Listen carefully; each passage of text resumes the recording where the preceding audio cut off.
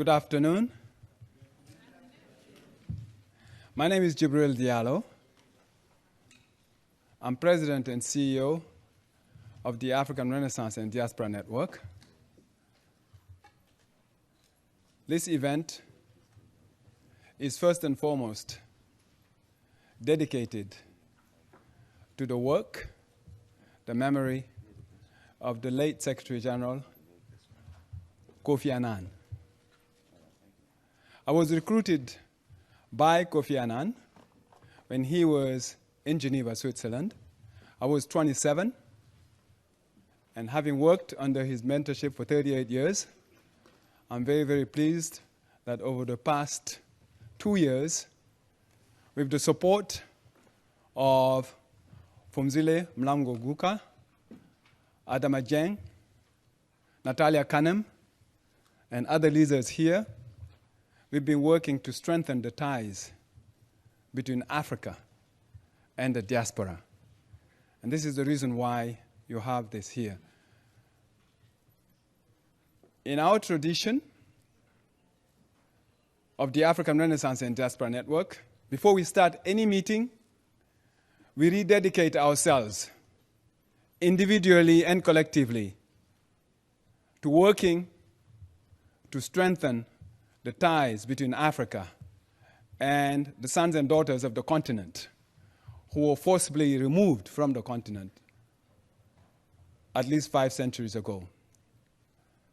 So with that, I would like politely to ask you to stand up. I would like you to reach out and hold the hands of your neighbors.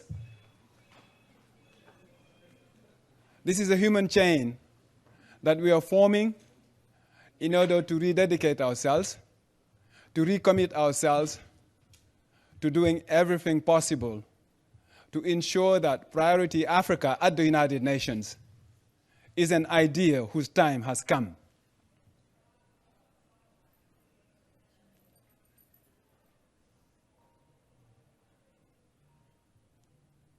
Thank you. You may be seated.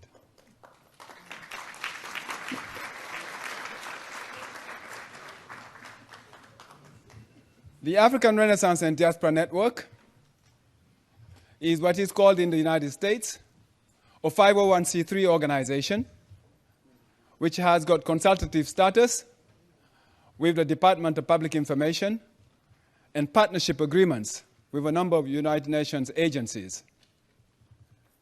The African Renaissance and Diaspora Network has a special project for the United Nations, which is to popularize the Sustainable Development Goals in Africa and in the diaspora, ultimately in 80 countries around the world. And to do that, with the support of the leaders that I just mentioned, we use 3 entry points. First entry point is to use the creativity, the dynamism of the youth as entry point. Linked to that, we have the issue of bridging the gender gap. And very happy to have here, who will give you welcoming remarks, together with Adama Dieng, the Executive Director of UN Women, because the Human Development Report of UNDP says that no country in the world treats its women as well as it does its men. First entry point. Second entry point, very quickly, education. Improving the quality of education in higher education in Africa, as well as dealing with early childhood, primary, and secondary education.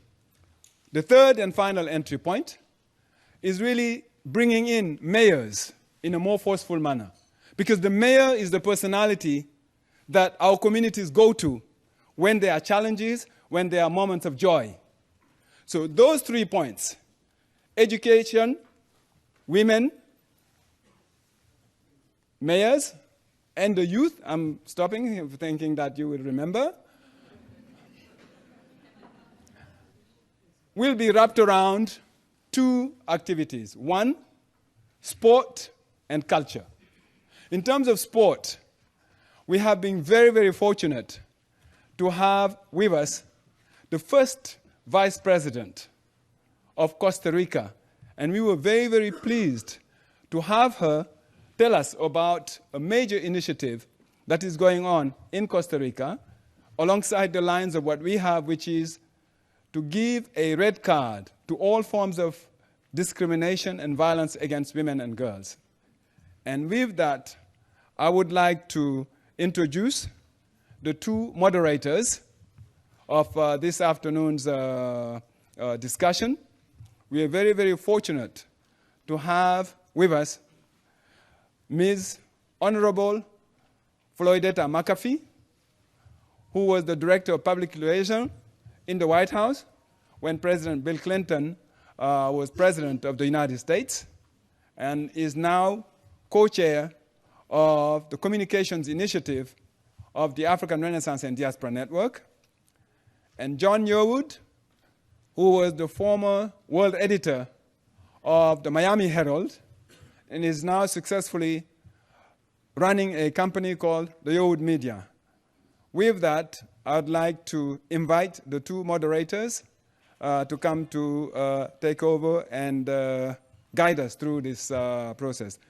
Flo McAfee and John Yearwood, please.